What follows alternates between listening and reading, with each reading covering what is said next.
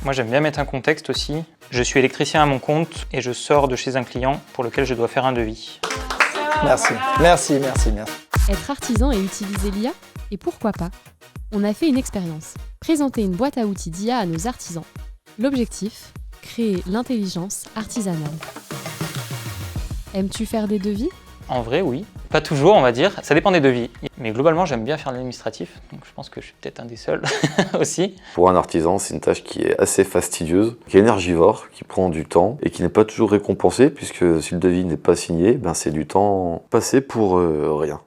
Comment fais-tu actuellement? Alors, pour créer mes devis, comme tout bon artisan et tout bon entrepreneur qui se respecte, j'ai un logiciel exprès. Quand je me suis lancé, effectivement, c'était très long de faire un devis. Il y en a encore parfois qui sont très longs. C'est très difficile de connaître les prix parce que ils sont jamais donnés, il n'y a pas de logiciel qui donne les prix. Alors, prêt à tester l'IA? Si je dis non, je pars. Effectivement, comme ça, de premier abord, ça me paraît compliqué de faire ça avec l'IA. Mais je suis curieux de voir. Bien sûr, si j'en trouve une qui est meilleure que celle que j'utilise aujourd'hui, avec grand plaisir. Pourrais-tu me générer un devis, un format PDF pour 50 mètres carrés de peinture? Je m'en sers déjà. Alors, je fais pas des devis complets, mais je vais lui donner toutes les infos que je veux qui apparaissent dans le devis et lui va me faire un paragraphe un peu professionnel, style compte rendu ou chose comme ça. Je suis allé chez un client sur lequel une ligne 32 A protégeait tous les appareils de sa cuisine, four, plaque, hotte, lave-vaisselle, lave-linge. Peux-tu m'aider à argumenter sur mon devis pour signaler au client que cette ligne est dangereuse? Alors, il a terminé, il me donne pas de tarif. J'ai rien dit en fait.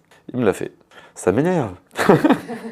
Alors, je ne le rendrai pas tel quel, pas sous cet aspect-là. Par contre, toutes les informations qu'il donne sont réutilisables. Ouais. Sinon, oui, il y a toutes les infos indispensables, le nombre de mètres carrés, le prix au mètre carré et toutes les bonnes infos obligatoires. Voilà, les arguments que je voulais, ils sont là. J'ai rajouté les puissances, parce que sans les puissances, elle n'aurait pas fait tout le calcul. Je dis elle, je sais pas si elle ou il. Mais ouais, c'est assez cohérent et c'est assez complet surtout, quoi. Date de début des travaux, etc. Non, c'est plutôt pas mal. En termes de prix, c'est pas trop déconnant. On est bien. Alors, que penses-tu de l'IA? Pour moi, oui, c'est du gain de temps. Je pense que quand on a les bons outils qui correspondent bien à notre métier, qui sont cohérents avec notre métier, on va dire, je pense qu'il y a moyen de faire énormément de choses pour gagner du temps, justement. Donc effectivement, c'est un outil qu'il faut apprendre à utiliser. Je pense qu'une fois bien utilisé et bien affiné, c'est quelque chose qui peut faire gagner un temps qui est non négligeable. J'en parlerai à mes élèves aussi, et puis même à mes collègues artisans. Il y a l'artisan, il y a artisanat, c'est-à-dire travail manuel. Et ce qui se fait à la main, l'intelligence artificielle ne pourra pas reproduire.